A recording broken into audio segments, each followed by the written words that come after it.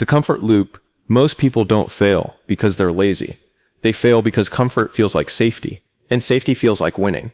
Every day you pick the version of your life that requires the least emotional friction. The easier email, the softer deadline, the job that doesn't stretch you, and you call it balance. It's not balance. It's a slow motion collapse dressed up in nice language. The people who win aren't the ones who feel motivated every morning.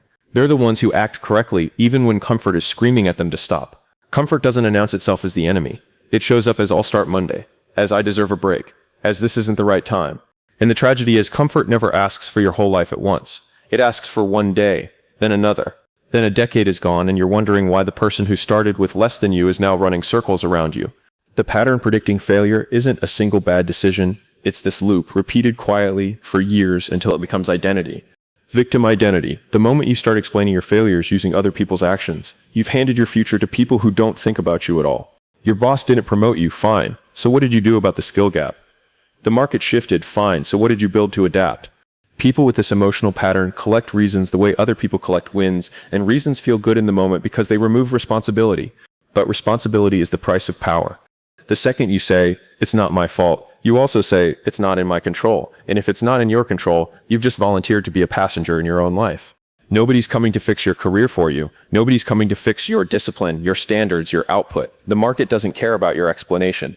It only responds to your results. Victim identity feels like protection from blame, but it's actually a cage you build yourself, brick by brick, excuse by excuse, until you can't even see the door anymore. Approval addiction. Some people can't move until someone tells them it's okay to move. They wait for permission disguised as advice, validation disguised as feedback, applause disguised as approval. This is one of the most dangerous patterns because it looks like humility.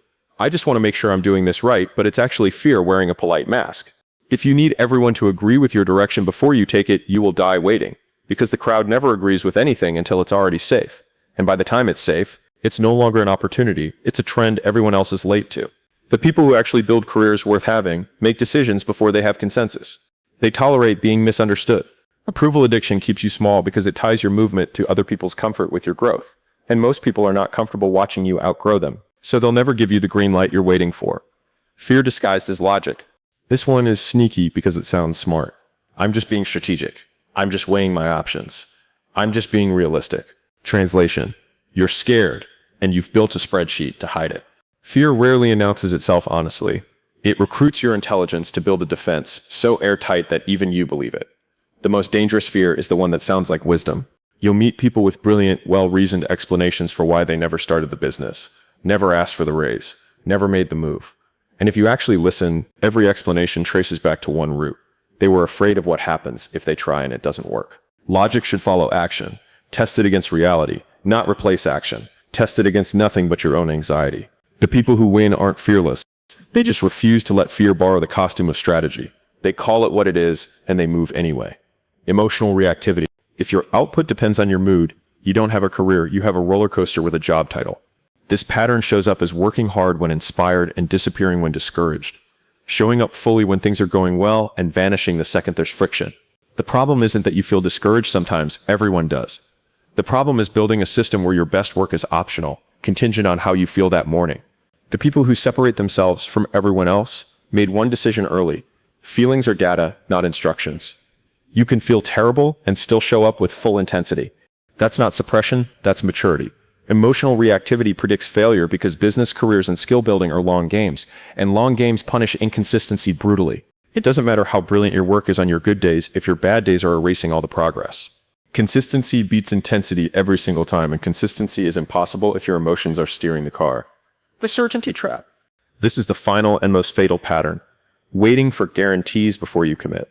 I'll go all in once I know it'll work. Here's the problem. Certainty and opportunity live on opposite ends of a seesaw.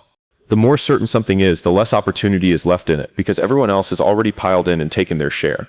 The biggest wins in any career come from acting inside uncertainty, not after it disappears. People trapped in this pattern spend years preparing. More courses, more research, more validation, because preparing feels productive while carrying zero risk. But at some point, preparation becomes procrastination wearing a business suit. The market doesn't reward the most prepared person. It rewards the person who committed while it was still uncomfortable to commit. If you're waiting for certainty, understand this clearly. It's not coming. It was never going to come.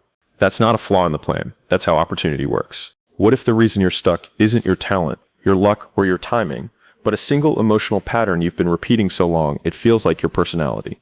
Let's talk about it straight, no fluff. Every person who's struggling in their career is running one of 6 patterns. Comfort dressed up as balance, blame dressed up as explanation, waiting dressed up as respect, fear dressed up as logic, mood dressed up as work ethic, and certainty dressed up as wisdom. Here's what nobody tells you. None of these feel like failure while you're doing them. They feel responsible, they feel smart, they feel safe. That's exactly why they're dangerous. You don't fight what feels like protection. You think the problem is the resume. It's not the resume. You think the problem is the market. It's not the market. The market doesn't remember your excuses. It only remembers your output. Look at anyone who's actually built something real, a business, a skill, a reputation that opens doors. Strip away the story, the luck, the right place, right time, and you'll find the same boring truth every time. They moved before it was comfortable. They took responsibility before it was fair. They acted before they had permission. They called fear what it was instead of dressing it up in strategy. They showed up on the days they didn't feel like it. And they committed before certainty ever arrived, because certainty never arrives first. It arrives last, after the work is already done, as a reward, not a requirement. You are not failing because you lack ability. You are failing because you keep choosing the emotion that feels safest in the moment over the action that actually builds a future. Comfort now, or capability later. Blame now, or growth later. Approval now, or respect later. You cannot have both. The invoice always comes due. So here's the shift. Stop asking, how do I feel about this? Start asking, what does this moment require? Feelings are weather. Actions are the roof. You don't wait for good weather to build a roof. You build it because you know the storm is coming regardless. The pattern that predicts failure is not a mystery. It's not hidden in some talent gap. It's sitting in the mirror every single morning, in the 5 seconds before you decide whether to do the hard thing or the easy thing. That decision, repeated for years, is your entire career. Break the pattern today, not tomorrow, not once you feel ready.